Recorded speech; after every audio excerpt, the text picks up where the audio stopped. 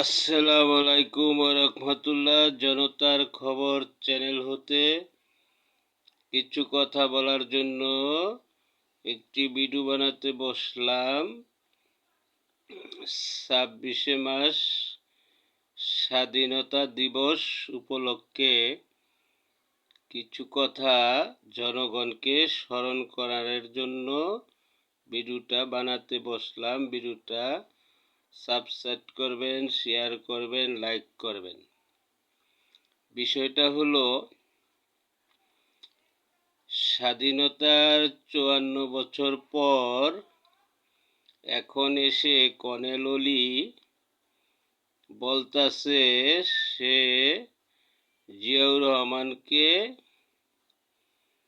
স্বাধীনতার ঘোষণা দেওয়ার জন্য তাগিদ দিয়েছে, পরামর্শ দিয়েছে এবং এটা ওনার আগের থেকেই পরিকল্পনায় ছিল।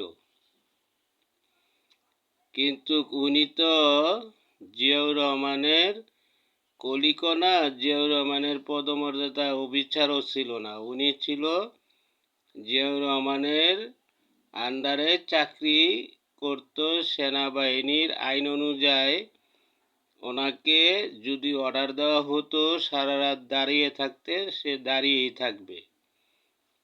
সেই ব্যক্তি এখন বলে